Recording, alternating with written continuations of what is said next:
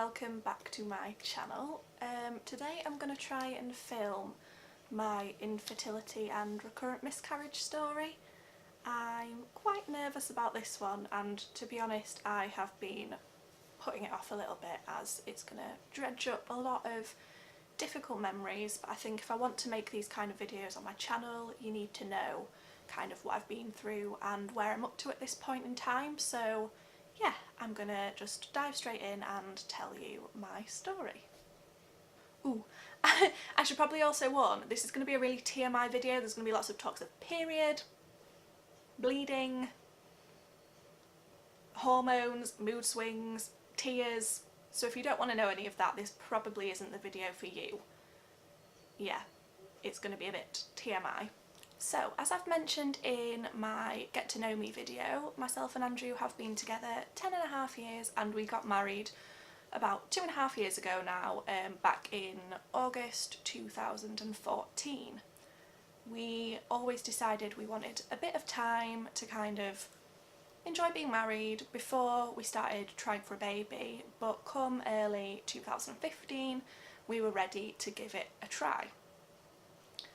I should add, weirdly, I've always had this thing, literally since I was really young, where I've always said to my mum, I don't know why, but I just know I'm gonna struggle to have children or not be able to have children at all.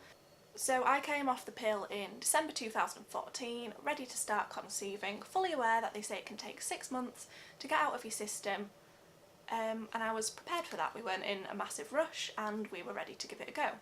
So I came off the pill and my period returned about 34 days later, which, you know, not too bad to say you've just come off the pill. I was quite pleased with that and thought that they would just, from there, sink back into a normal 28-day cycle, you know, the standard kind of thing. That didn't happen. Since then my periods have been incredibly irregular. They still are now, as opposed to 28 days, which is standard. Mine have been anything from 34 days, which was when I first came off the pill, up to 92 days, so they've been incredibly irregular, and obviously that hinders the amount of opportunities you have to conceive if you aren't ovulating regularly. So throughout that first year we just kind of tried everything everyone tries that you hear talk about. We tried the legs in the air trick, we tried vitamins, evening primrose oil, folic acid, everything you've heard of, we tried it. We tried pre-seed. Google that if you want to know what it is, because it's not the most pleasant thing in the world.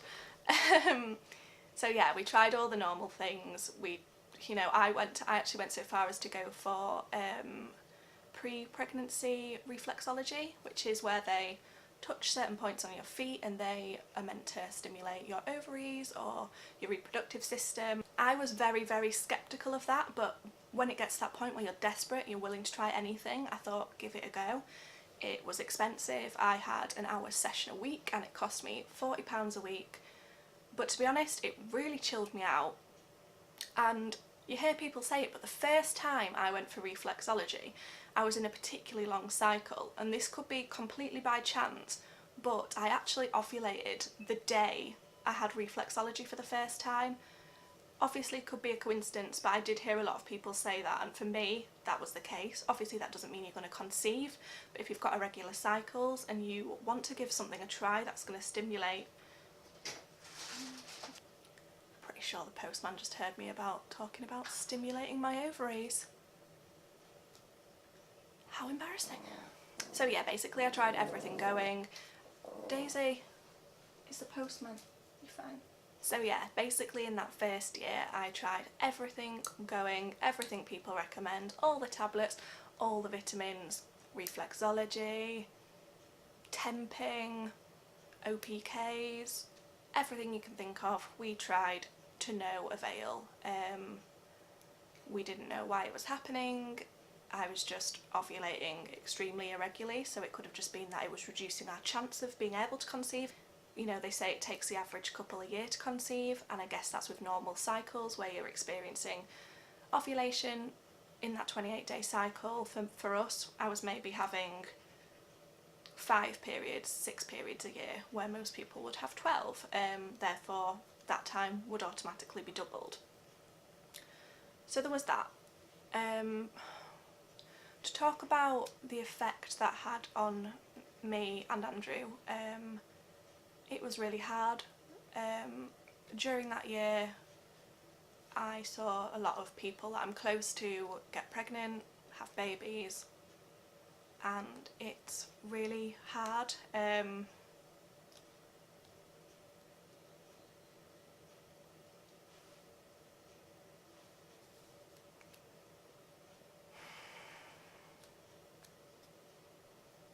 don't even know why I'm getting emotional. This isn't even the emotional bit. Yeah.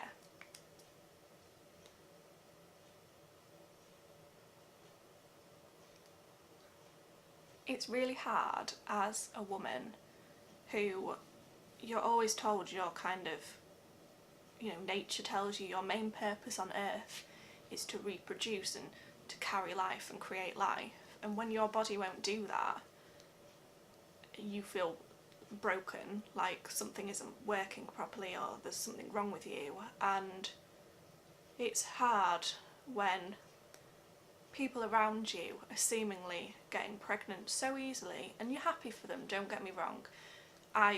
You know, the people in my life who have been pregnant, I couldn't have been happier for, and you know, everyone deserves the opportunity to be a mother. But it's so difficult when you want something so desperately and your body just won't work the way it's meant to work. Yeah, so 2015 was hard.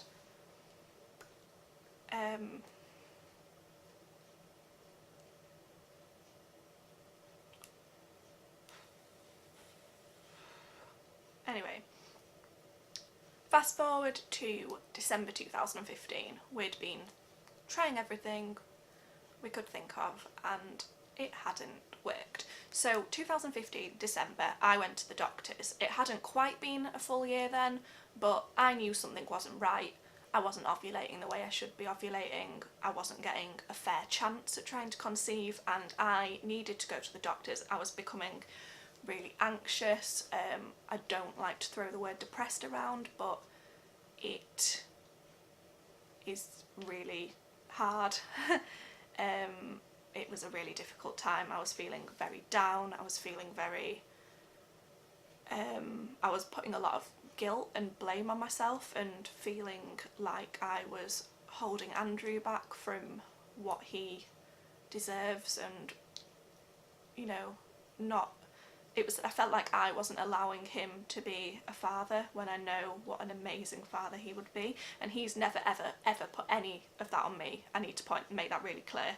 That was completely me putting that on myself. Andrew could not have been more supportive throughout everything. That was completely my guilt in knowing that we weren't conceiving because my body wasn't working properly. So I went to the doctors in December 2015 and I was quite upset, and I think they could see I was quite upset.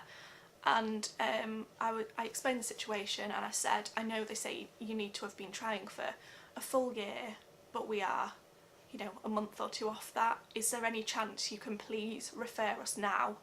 I was desperate. I think they could see I needed that referral. I needed to feel like something was happening. And luckily my doctor was amazing and she agreed to refer us then and there. So that was amazing, to have a doctor listen to you and tell you, yeah, there probably is a problem. Your friends and family tell you, and you know, I would do the same if I was in that situation. No, you're absolutely fine, there's nothing wrong, it takes time, you will be a mum, when the time's right it'll happen. You know, all those things people say, and I completely appreciate people are saying those because they think it's going to make you feel better, but sometimes when it's your body and you know something is wrong, it doesn't help, it doesn't make you feel any better. You just need a medical professional to turn around and to say to you, I think you're right, I think something more is going on here and you're going to need some extra help. So we went into Christmas that year and I found Christmas really, really hard. Christmas is a lot about children and, you know, the magic of Christmas and being a parent and buying your children presents and making crafty things, and I watched all the videos about people doing Christmas Eve boxes and I wanted that to be me so bad, and it wasn't me, and you know, that's okay. But Christmas I found really difficult, and I said to myself on Christmas Day last year, I remember it so clearly, I said to myself, by this time next year I'm going to have had a baby or I'm going to be heavily pregnant, waddling round.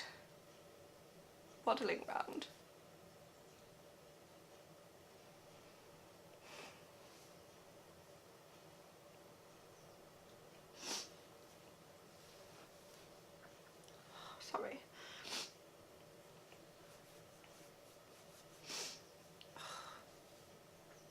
And obviously that is not the case. Oh.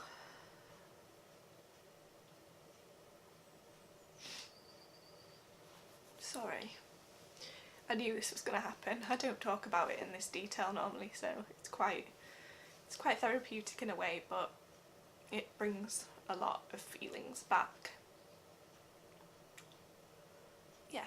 Anyway, so fast forward to April of this year and we finally had our first appointment with a fertility consultant at we're at Seacroft Fertility Hospital.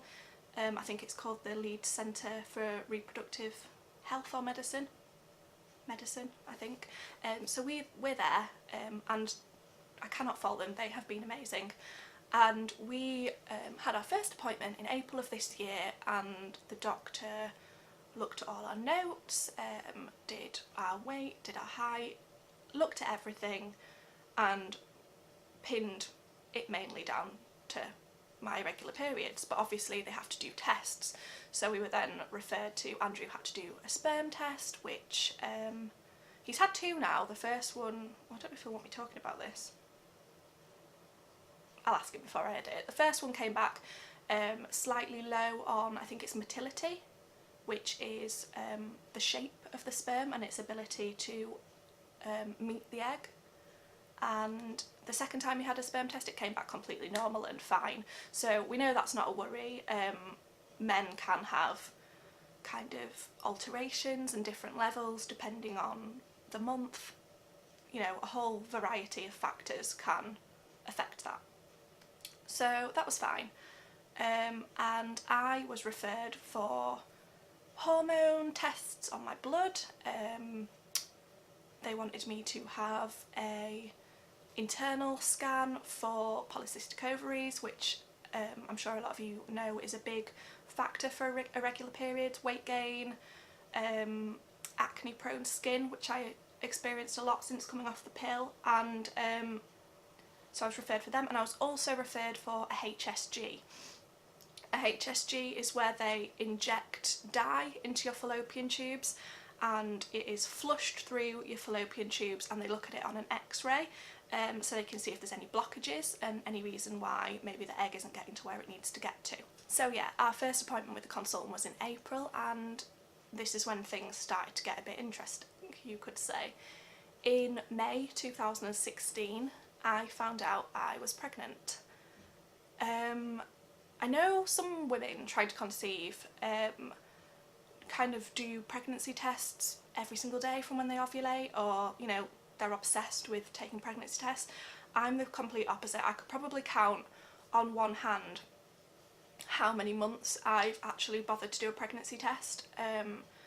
It's more difficult because I don't always know when I ovulate because I don't have regular cycles, but also for me I find my period arriving far less upsetting than seeing a negative pregnancy test.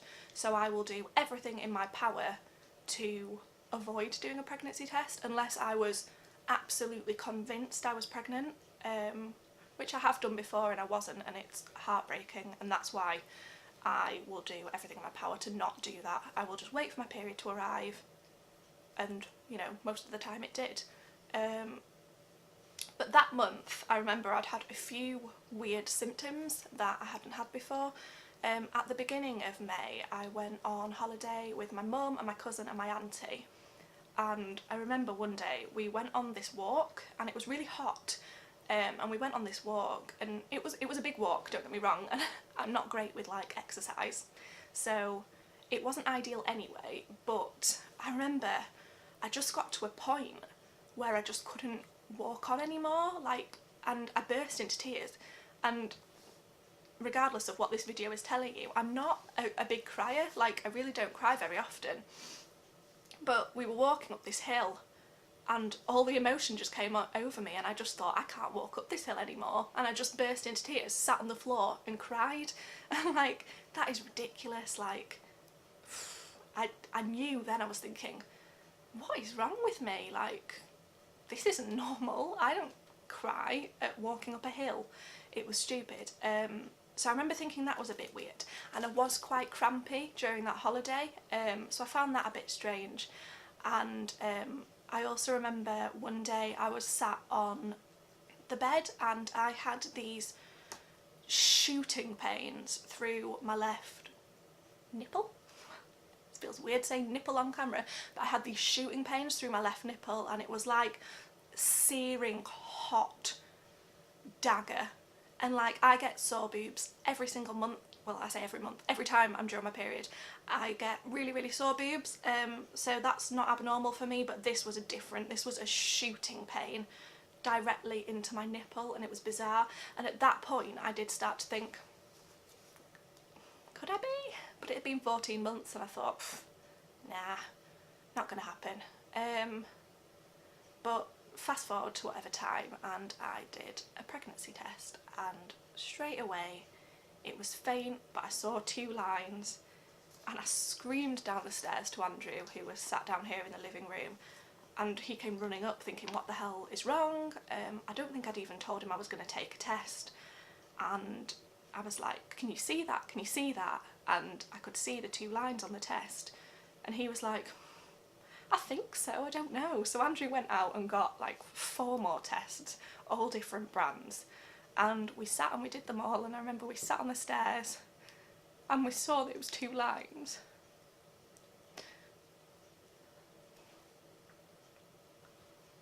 We saw those 2 lines and we thought, we've finally done it. Oh God, get a grip. We saw those lines and we thought, we've finally done it. We thought there was 14 months of really painful disappointment. We thought, we've finally done it. Didn't cross our minds for a second that after it taking what felt like a lifetime to conceive, that the world would be cruel enough to take that away from us.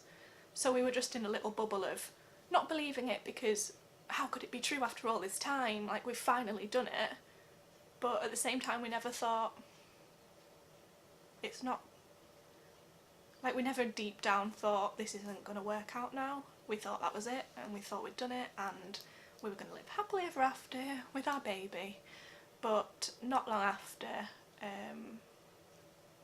I started to get really bad cramps, and they felt like period cramps, but like ramped up by 100. They were really painful. But you know, you Google everything. I remember texting one of my friends and being like, oh, I'm getting cramps, is this normal? And she was like, oh yeah, I'm sure it's fine. Everyone gets cramps in early pregnancy. And I was saying to myself, yeah, it's totally normal, it's just the baby implanting deeper, and you know, it's fine and everything's going to be okay. But it wasn't, and I started bleeding not long after that. And I knew. We went to the doctors, but I knew what happened. And I just remember thinking, how is this fair? Like, how can this have taken so long to happen and it just be ripped away from us? We went to the doctors and they referred us to the early pregnancy unit, at our local hospital, and there it was confirmed that we had had a miscarriage. I remember the worst, this to me was horrendous at the time.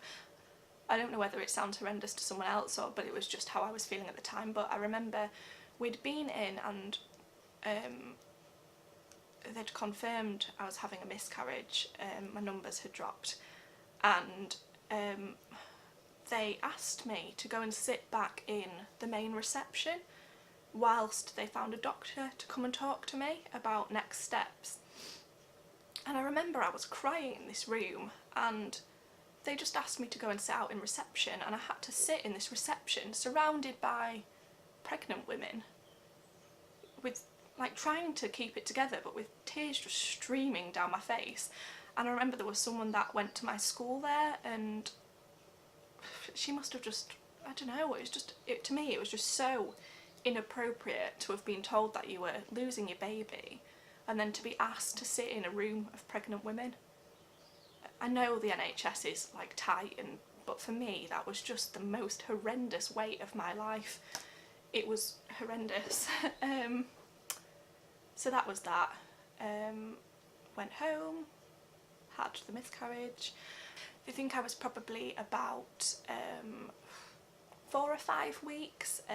Nothing was showing up on the scan, but based on when I thought I'd ovulated and all that, figured out probably about 4 or 5 weeks. So that was my first miscarriage.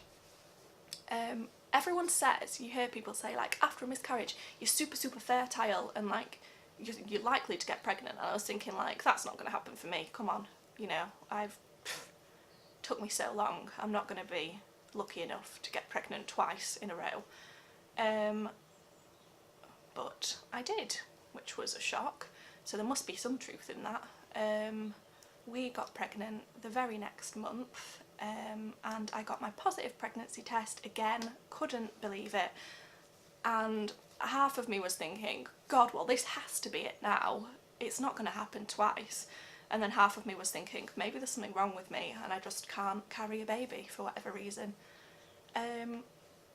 So I did the pregnancy test, and it was darker than the first time I'd had a pregnancy test.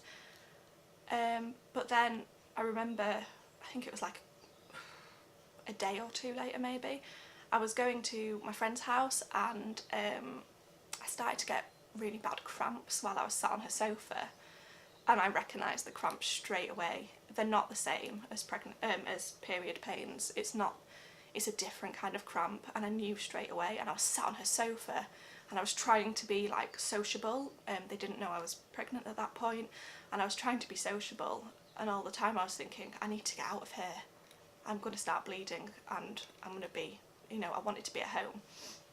So I went home, and sure enough, the bleeding started. It was heavier than my first miscarriage.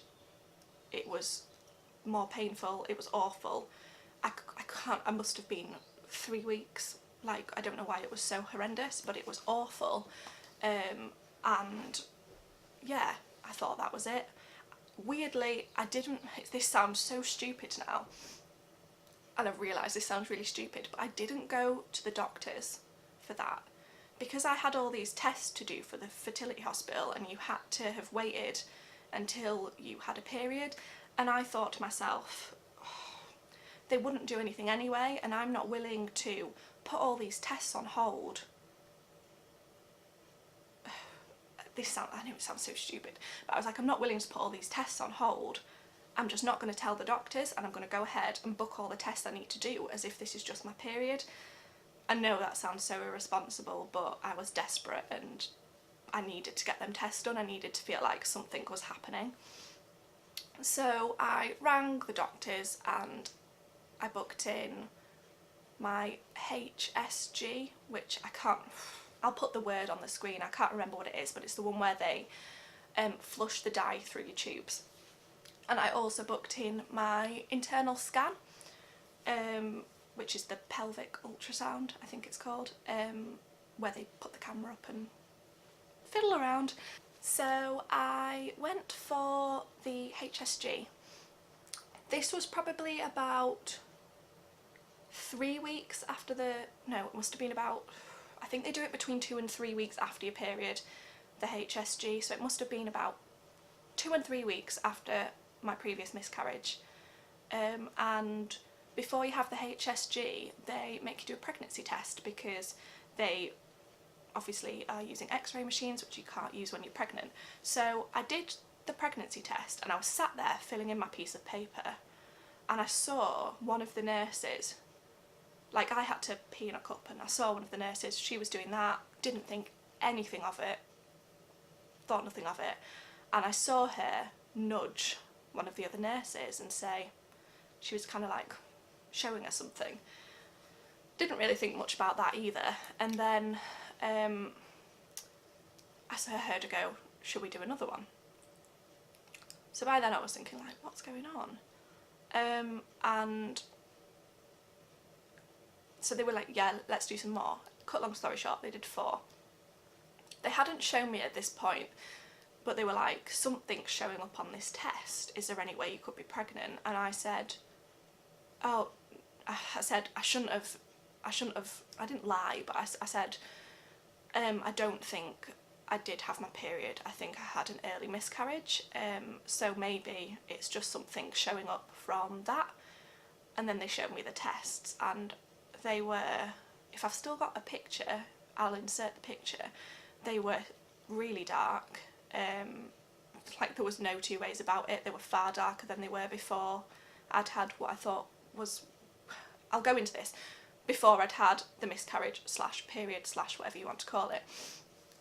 So I was kind of like, obviously blown away. I was really emotional, and the women were all lovely. They were like, we love it when this happens, like this is amazing. And it was a really weirdly nice experience, scary but nice. And they gave me the tests and they said, go home, do some more if you want, just double check, but you know, you've got 4 here, we're pretty sure you're pregnant. And that same afternoon I had my pelvic ultrasound booked in to check for polycystic ovaries at the Fertility hospital. So they were like, still go along to that appointment, maybe they'll be able to see something, maybe they'll be able to tell you more. So I went along to that and I said, I've had these positive pregnancy tests, but I don't know how, because I had a miscarriage a few weeks ago. And they said, well, you know, bleeding's very common in early pregnancy, and I know bleeding's common in early pregnancy, you hear it all the time, people have spotting.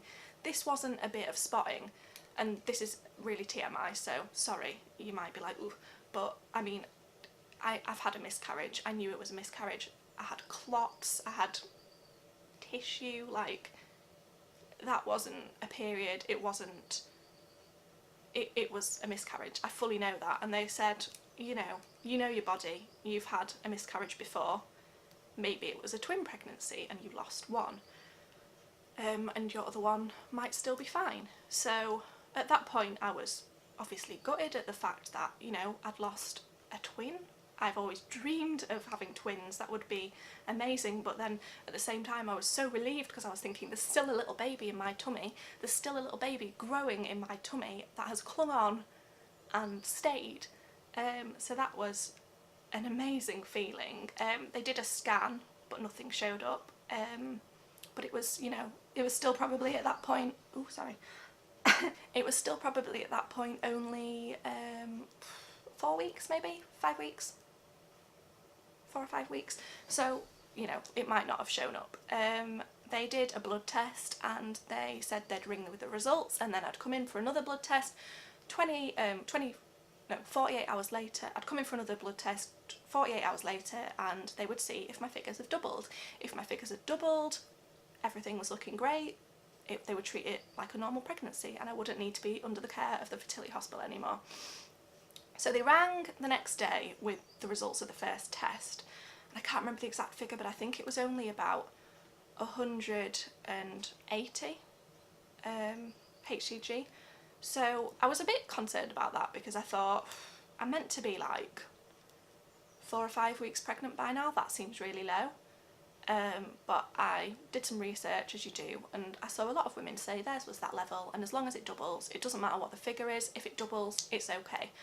So I had the blood test 48 hours later, and I was panicking, and I was thinking there's no way this is going to have doubled. It was really low, but it did, and it was an amazing feeling knowing that my hormones were doubling as they should be, and you know, this baby was growing in my tummy. I think I'm right in thinking your HCG level needs to be up past a certain amount for you to see something on a scan.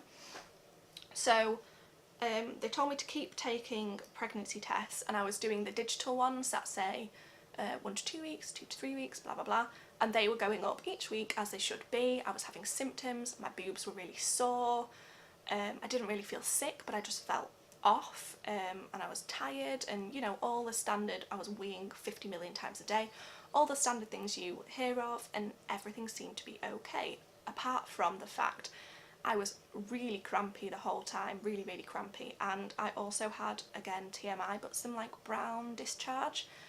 And they say brown discharge can be okay because it's old blood, it can be from your past period, and it can be coming through, and because they thought that I might have, well, that it was likely that I had lost a twin, and it was a twin pregnancy, it kind of made sense, so it wasn't too much of a concern. And then when I was about, I should have been about between 6 and 7 weeks pregnant, I think. Yeah, between 6 and 7 weeks pregnant, I had been having quite a lot of pain on one side, and obviously pain on one side, they worry, could it be ectopic? So I went for a scan, and I was nervous, but you know, I hoped everything was okay, as you do. She started to do the scan, and she said, how many weeks do you think you are? And I said, oh, I should be a good 7 by now. And she said, I can't see anything on here that looks like you'd be 7. I can see something that looks like maybe you'd be 4. And I knew there was no way, like there was no way I'd got my dates wrong, there was no way I could have been 4 weeks. It wasn't possible, I knew it wasn't possible. So I went out of the scan, and I knew it was wrong, and I knew this wasn't going to work out. And they kind of tried to say to me, you know, we'll do your blood tests, maybe it's still rising. And for a little while, they were doing them every 48 hours at this point. I was a regular at the early pregnancy unit. They were rising, but they weren't doubling, which is obviously a concern. And I remember I was bridesmaid at my friend's wedding in July, at the end of July, and I remember we'd gone to get our nails done for the wedding, and it was all the bridesmaids together, and I remember I got a call from the hospital, and they said, your numbers have started to drop, you're miscarrying your baby. And I remember I didn't, like, it was my friend's wedding and I needed to be happy, and it was a good distraction, but I knew that my baby was essentially dead in my stomach, and I wasn't with my mum, I wasn't with Andrew. I was scared, and my friend's wedding was an amazing distraction, but to be told that your baby is dying and to just have to, and it didn't have to, my friend, I need to point out, my friend is the most supportive person of my whole journey, and if I'd told her I couldn't come to the wedding, she would have backed me 100%. She said to me on numerous occasions, if you can't come, I completely understand. So it's nothing to do with her, it was me, and I wanted to be there. I didn't want to just sit at home and feel sorry for myself. It was my best friend and I wanted to be at her wedding, but it was hard. It was really hard. God, sorry, I didn't intend to be this emotional in this video. I just don't really go into this much detail about it normally. I think I've pushed it to the side a bit. So yeah, I was, it was a good 2 weeks later, so I should have been about 9 weeks by this point when the bleeding finally started, and I have to say it was a relief.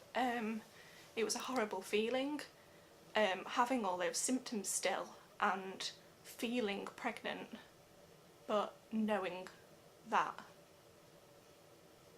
your baby is dead. Like, that sounds a horrible way to put it, but that's how it was. So I was really relieved when the bleeding finally started, and I was extremely lucky, is it lucky that, you know, in a way, I don't know how to phrase this, I'm just going to say it and I hope you understand what I mean. I was lucky that the baby had stopped developing earlier and therefore was much smaller, and I didn't need any medical intervention. I had the miscarriage naturally, and it was painful, it was horrible, it was emotional, and it was the most traumatic experience, but so I count myself very lucky that I didn't have to have like a clinical medical procedure. I got to kind of do it on my own, in the comfort of my own home, with my husband, and it was as comfortable as a miscarriage can be. I hope I've phrased that all right. I hope you know what I mean. It's hard to put it into words without it sounding really cold. Yeah, I hope that makes sense. Anyway, after that third miscarriage, to cut a long story short, because we had taken such a long time to conceive in the first place, my doctor agreed to refer me to someone for recurrent miscarriage investigations. Normally you have to have 3 confirmed miscarriages, which I think is atrocious, but that's a completely different situation. No woman should have to go through any miscarriage, but to have to go through 3 before anyone will help you is absolutely absurd, like awful. And I was concerned that because I'd only had 2 confirmed and 3 suspected, as in it was a twin pregnancy that I lost at different stages, I was worried that they wouldn't do it, but my doctor was all for it. I cannot thank her enough for that. I couldn't have gone through that again. So that kind of takes us to current times, to now. We had our first appointment with the recurrent miscarriage specialist at the end of November, so a couple of weeks ago now, and it was weird. It was good. My fear was that they'd do all the tests, so they do, I don't know all the tests they do, I'm really not good with the science side of it, but they do kind of blood tests for thyroid problems, hormone problems, they do genetic tests on both me and Andrew, and they do tests for like autoimmune diseases, I think it is, things like lupus, and things like that, anything that could contribute to why you might have miscarried. So we had those tests and we got the results a couple of weeks ago, and my biggest fear was that nothing was going to show up and we would just be left to deal with it ourselves, we wouldn't get any help, and we'd just have to wait it out and hope it doesn't happen again. And actually nothing did come back, which, you know, it's good, but I was hoping, it sounds silly to hope something like this, but I was hoping that they would find something, and it was something that they could easily remedy during a pregnancy, and they didn't find that. They didn't find anything, you know, which I'm very lucky for. I'm very thankful that there isn't a medical reason that they can find as to why me and Andrew cannot carry a baby together. So in that sense, you know, that was really good. And what she did say is, next time I find out I am pregnant, if I give them a call, the second I find out I'm pregnant, literally the second I find out I'm pregnant, within 24 hours they will get me in for a hormone booster injection, and they will do that every week for, I don't know how long, but every week, potentially in the first trimester, I'm not sure on that, and that will hopefully boost my HCG levels and help the baby implant. Which, because my miscarriages have all been quite early, even though I didn't physically miscarry with my last one until 9 weeks. It was a missed miscarriage and I probably lost the baby at about 5 weeks. So yeah, they'll give me them injections. That's reassuring. I don't know that they'll work. I don't know that we'll get pregnant again. That's the thing, I can't take that for granted. It took us 14 months to confirm the first time, and it's been 4 months now since our last miscarriage. We have been trying and we haven't got pregnant again, so who knows how long it's going to take us to conceive again, but I'm glad there's something in place for when we do. Hopefully in January we'll have another appointment with the fertility hospital with our consultant. We've had all the tests we need to have now. I have had the HSG, which I was most concerned about. If you have one booked, I'm not going to lie, it's pretty uncomfortable. It's a very odd feeling, but it's not as bad as you think it's going to be. I feel the need to point that out because I was absolutely shitting myself about it, and it wasn't nice, but it wasn't, it's bearable, and it came back fine. So, you know, either it comes back fine and you've got that relief and the 2 minutes of being uncomfortable is fine, or they find something and at least then they've got something to work with and they can do something about it. So 100% recommend having a HSG. If you're struggling with infertility and your doctors haven't suggested one, I would push for it. It can be one of the biggest contenders in infertility. It's having some kind of blockage in your tube. So totally get that done if it hasn't been suggested to you. I would definitely push for it. So yeah, that takes us to present day. Still trying, still crossing our fingers. Looking forward to Christmas but dreading it in a way because I'd promised myself I would have a baby with it by this year, and I should have had a baby by this year. I should have been 6, 7, 8 months pregnant by now, and I'm not pregnant at all. I'm actually on my period. Yay! But yeah, it's a fresh start. I'm hoping 2017 is our year. I hope I've not missed anything in this video. I'm sure it's a bit all over the place, but I hope you can appreciate it's quite a sensitive subject and it's difficult to talk about, but I wanted to share my story. I wanted you to understand where we're up to, where we started, how we've got to this point, and yeah, if you have struggled with infertility or miscarriage, please leave a comment. I know it's not the happiest thing to talk about in the world, but I think people need to talk about it more. If you've got a channel and you cover infertility or miscarriage, definitely let me know the name below. I would love to have a look, and I'd love to subscribe to you and follow other people's journeys to motherhood, and I hope, you know, we all get there one day. I'm sure we will, whatever means that might be. I'll do a whole other video on this about kind of if me and Andrew have considered any other avenues. Adoption is something we would 100% consider, but if we could carry our own baby, we would love to do that. So yeah, we're trying that first, but if not, we would 100% be open to other avenues of becoming parents. We just want a child to love at the end of the day, whether that is ours biologically or not. So yeah, I'm gonna round up the video there. It has been long and rambly, and thank you all very much for watching. I will see you in my next video, which hopefully will be not me being an emotional wreck. Bye guys!